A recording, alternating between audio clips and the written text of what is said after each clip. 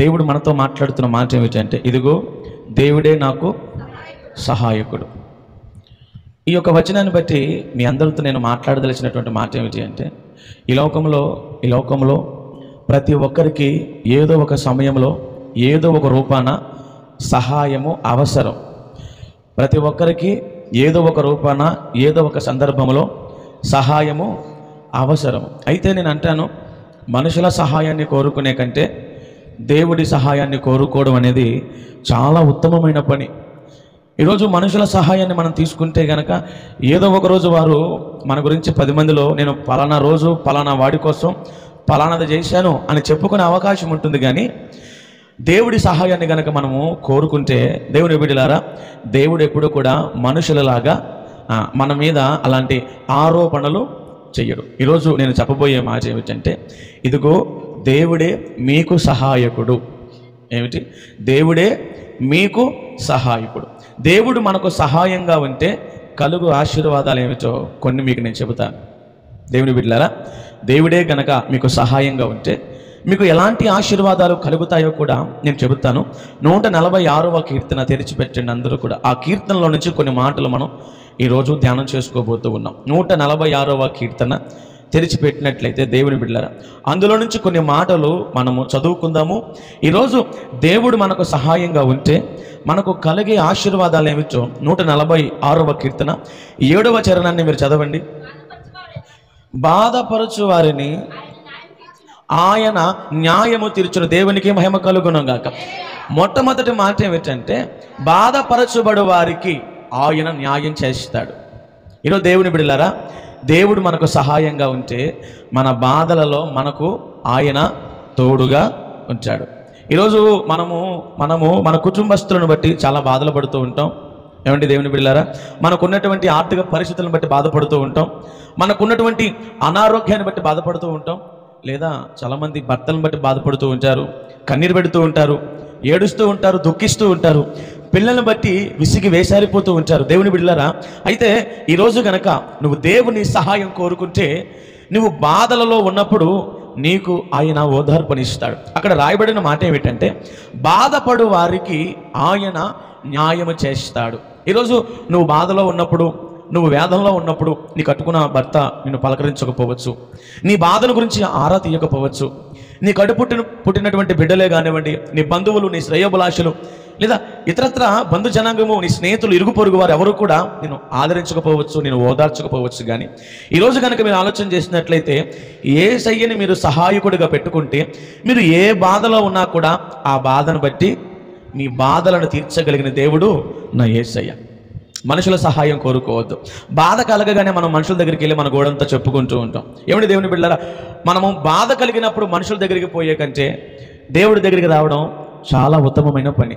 ఏమిటి దేవుని బిడ్డలారా, అందుకనే మనుషులను ఆశ్రయించుట కంటే యెహోవాను ఆశ్రయించుట మేలు అన్నారు. ఈరోజు నేను చెప్పదలుచుకునేది ఏమిటి అంటే, మీరు దేవుణ్ణి ఆశ్రయించండి, దేవుని సహాయంగా పెట్టుకోండి. మీ బాధలలో మీకు ఆయన నెమ్మదిస్తాడు. ఏమిటి? కన్నీరు తుడిచేవారు, మిమ్మల్ని కష్టకాలంలో ఆదుకునేవారు, మిమ్మల్ని ఓదార్చేవారు ఎవరైనా ఉన్నారు ఈ లోకంలో అంటే నా మటుకు నేను చెప్పగలను గొప్పగా సాక్ష్యం. కన్నీరు తుడిచే దేవుడు, ఓదార్చే దేవుడు, మనల్ని ఆదుకునే దేవుడు, మనల్ని ఆదరించే దేవుడు కేవలము యేసయ్య ఒక్కడేనండి. యేసయ్య ఒక్కడే మన బాధలలో మనకు నెమ్మదిస్తాడండి. కాబట్టి ఈరోజు నేను ఏం చెప్పదలుచుకున్నానంటే, మీరు దేవుణ్ణి సహాయంగా పెట్టుకున్నట్లయితే, మీరు గనక దేవుణ్ణి గనక సహాయకుడిగా నియమించుకున్నట్లయితే, ఆయన మీ బాధలలో మీకు నెమ్మదిని కలగజేస్తాడు. దేవునికి మహిమ కలుగునుగాక. మీకు బాధ కలిగినప్పుడు దేవుడి మీద ఆధారపడండి, మనుషులకు ఏమీ చెప్పుకోవద్దు. ఎందుకంటే ఇరుగు పొరుగు వారు కూడా నీలాంటి ఒక సాధారణ జీవితమే వారిది కూడా. వారు ఏమన్నా చేయగలుగుతారా అంటే పై మాటలు 4 చెబుతారేమో, కానీ నీ గుండె లోపల ఆ లోతుల్లో దాగి ఉన్నటువంటి ఆ బాధను మాత్రం ఎవ్వరూ తీయలేరు. కాబట్టి నేనేం చెప్పదలుచుకున్నానంటే, దేవుడి సహాయం నీ కోరుకుంటే, దేవుడి సహాయమే గనక మీరు కోరుకుంటే ఆయన మీ బాధలలో మీకు తోడుగా ఉంటాడు. అలాగే రెండో మాట, అదే చరణం కంటిన్యూ చేయండి. ఆకలి కొనిన వారికి దేవునికి మహిమ కలుగునుగాక.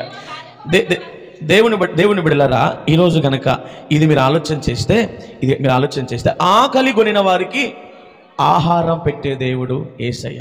నిజంగా దేవుడి సహాయమే గనక మనం కోరుకుంటే మనకి ఎన్నోసార్లు అన్నం పెట్టి మనల్ని ఆదుకున్నటువంటి దేవుడు, మనల్ని ఆశీర్వదించినటువంటి దేవుడు. అందుకని నిన్న కూడా చెప్పాను, సింహపు పిల్లలైన ఆకలితో ఉంటాయేమో కానీ ఆయన నమ్ముకున్న ప్రజలు ఎప్పటికీ ఆకలి కొనరు. ఏమండి దేవుని బిడ్డలారా, మరొక మారు నీ ఆకలి నీ ఇంటి వరకు గుర్తించకపోవచ్చు, నీ ఆకలి నీ బిడ్డల ఆకలి భర్త పట్టించుకోకపోవచ్చు, బిడ్డలు ఏం తిన్నారు నా భార్య ఏం తినింది అని ఆలోచించకుండా తాగుబోతుగా రోడ్ల మీద తిరుగుతూ ఉండుండొచ్చు.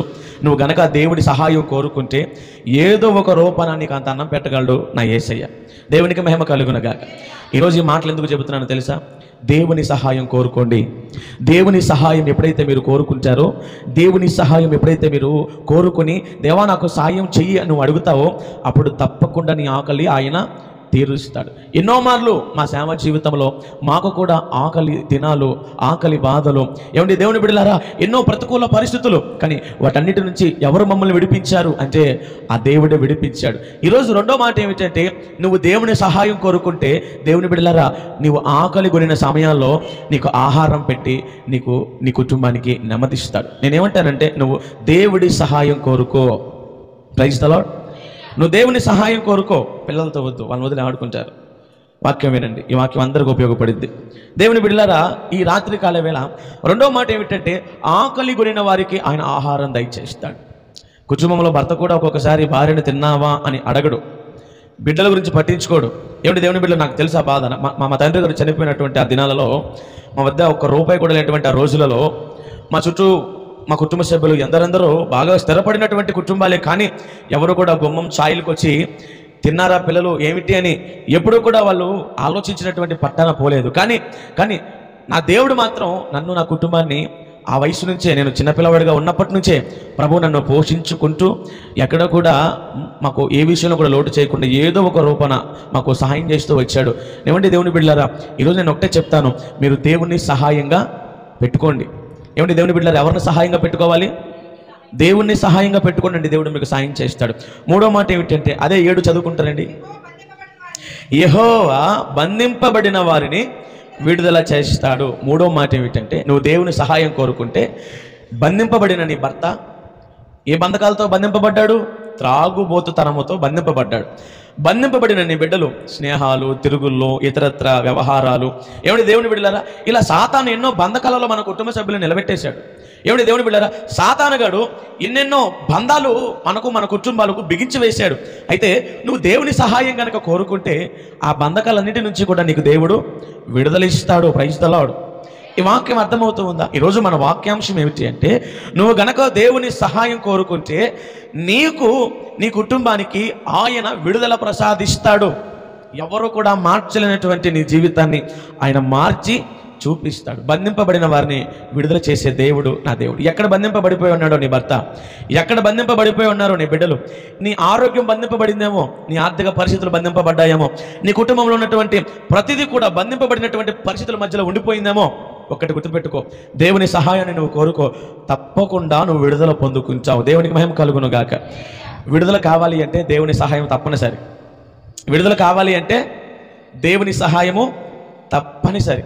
నేను వెళ్ళి విడిపించుకొస్తానండి, నేను వెళ్ళి వెతుక్కొస్తానండి, నేను వెళ్ళి నా కుమారుని తెచ్చుకుంటానండి, నేను కాపాడుకుంటానండి, నేను ఏదో ఒక ప్రయత్నం చేస్తానండి, అక్కడికి పోతాను, ఇక్కడికి పోతానండి అంటే దేవుని బిడ్డలారా, అవన్నీ తాత్కాలికమైనటువంటి పరిస్థితులే కానీ శాశ్వతముగా ఏది కూడా మన జీవితాలను మార్చేదిగా ఉండదండి. దేవుని బిడ్డలారా, ఈరోజు మూడవ మాట ఏమిటి అంటే, యెహోవాను సహాయకుడిగా మనం పెట్టుకుంటే బంధింపబడిన వారిని ఆయన విడుదల చేస్తాడు. అలాగే నాలుగో మాట 8వ చరణాన్ని చదవండి.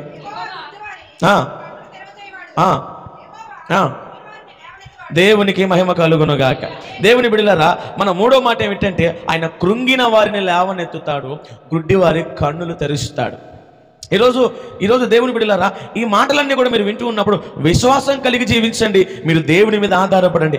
కృంగిన వేళల్లో, నీవు బాధపడుతున్నటువంటి పరిస్థితులలో, నాకెవరో లేరు, నాకెవరో రారు, నా జీవితం ఇంతే, ఇక నేను నా బిడ్డలు బ్రతికినంత కాలం ఇలాగే బ్రతకాలి అని మనం అనుకుంటూ ఉన్నప్పుడు, నువ్వు గనక దేవుని సహాయం కోరుకుంటే నిన్ను లేవనెత్తగలిగిన దేవుడే నా యేసయ్య.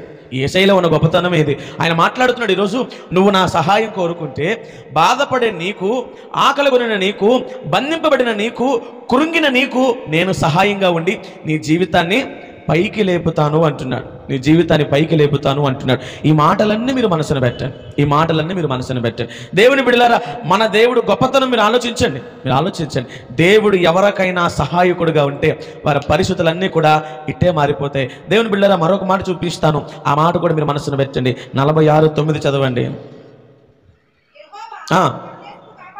పరదేశులను కాపాడువాడు, తండ్రి లేని వారిని, విధవరాండ్రను ఆదరించువాడు. దేవునికి మహిమ కలుగును గాక. అక్కడ రాయబడిన మాట ఏమిటంటే ఆయన కాపాడువాడు, ఆదరించువాడు. ఆయన ఎలాంటి దేవుడు అంట? దేవుడు మనలను కాపాడువాడు, అలాగే దేవుడు మనలను ఆదరించేవాడు. ఈ మాటలన్నీ మీరు మనసును పెట్టుకోండి దేవుని బిడ్డలారా. మీరు గనక దేవుని సహాయం కోరుకుంటే దేవుడు మిమ్మల్ని కాపాడుకుంటాడు. ఆయన అంటాడు, రాబో ఉగ్రత నుంచి నేను నిన్ను కాపాడుతాను. దేవుని బిడ్డలారా, ఆదరిస్తాను. ఒకని తల్లి వారిని ఆదరించినట్లు నేను మిమ్మల్ని ఆదరిస్తాను అంటున్నాడు. ఆదరణ, ఈ ఆదరణ ఈ లోకంలో నీకు ఎక్కడ దొరకపోవచ్చు, కానీ యేసయ్య దగ్గర బాగా చక్కగా అన్ని విషయాల్లో నువ్వు పొందుకోగలుగుతావు.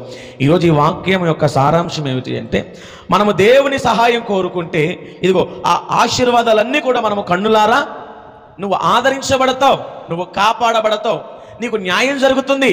నీ బాధలలో దేవుడు తోడుగా ఉంటాడు.